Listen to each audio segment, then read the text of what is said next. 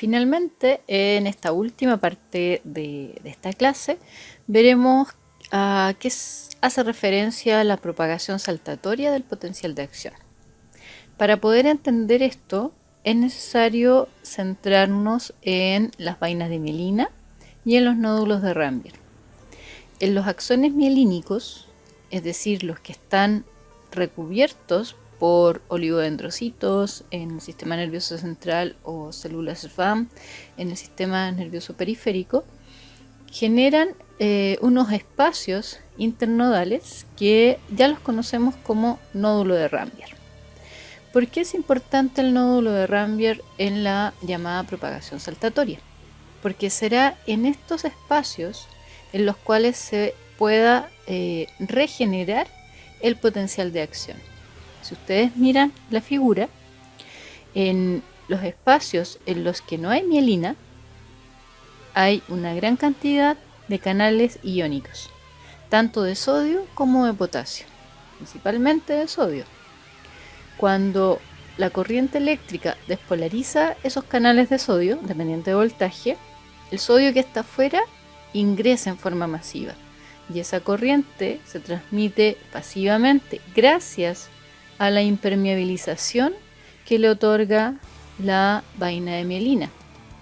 Estas vainas evitan que los iones fluyan por los canales hacia el exterior del axón. Luego es posible que esta corriente pueda despolarizar el siguiente nódulo de Rambier, donde encontramos nuevamente muchos canales de sodio dependiente de voltaje. Entonces, las generaciones de estas corrientes activas solo pueden desarrollarse en las regiones amielínicas, donde están presentes los canales de sodio dependiente de voltaje y también de potasio dependiente de voltaje. Y la mielina entonces va a aumentar la velocidad de conducción del potencial de acción. Hay que considerar que las células que no están mielinizadas, es decir, sus axones no tienen mielina, la velocidad de propagación del potencial de acción va a depender del diámetro del axón. A mayor diámetro del axón, mayor será la rapidez de conducción en estas células.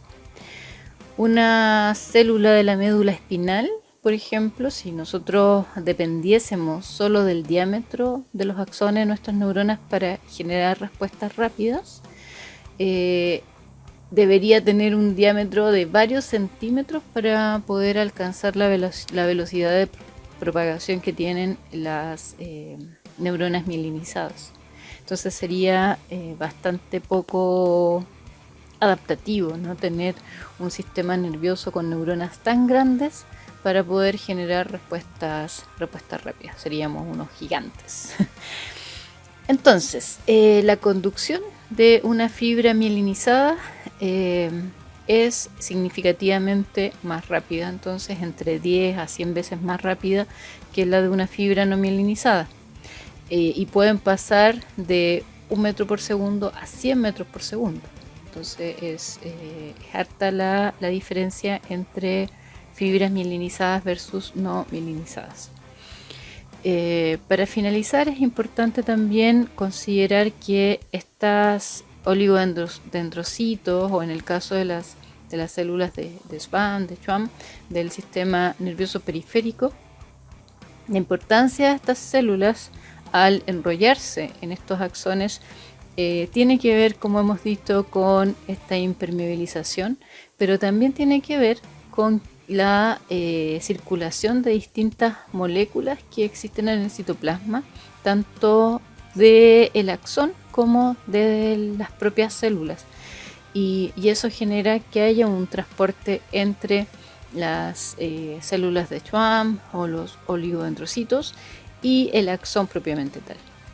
Se ha visto, por ejemplo, que ciertas proteínas de anclaje, que son proteínas que producen esta unión de la glía con el axón, es decir, del oligodendrocito o de la célula de Schwann con el axón, que son las conectinas,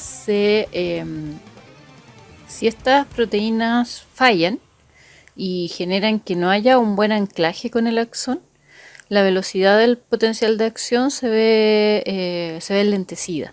No tiene un efecto sobre la velocidad de propagación.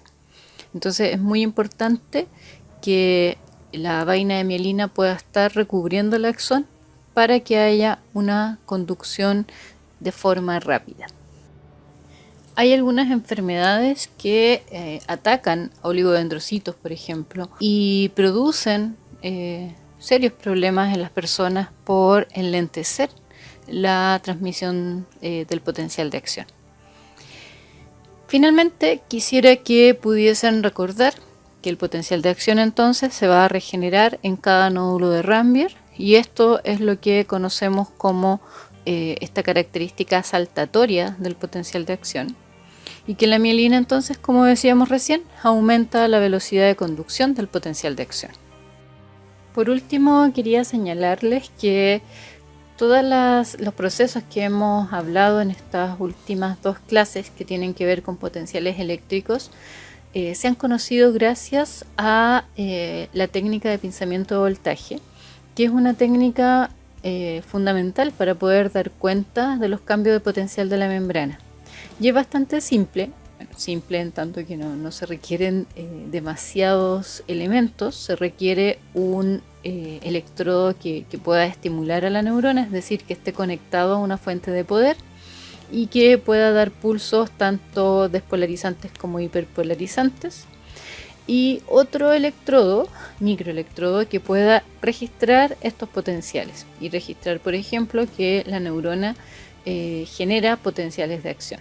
En la próxima clase veremos las principales características de los canales iónicos, tanto los pasivos, los dependientes de voltaje, los que dependen de ligando. Veremos las diferencias entre canales o receptores de tipo ionotrópico y metabotrópico. Todo eso para poder entender la sinapsis, que sería nuestra última clase de la unidad 2 de este curso.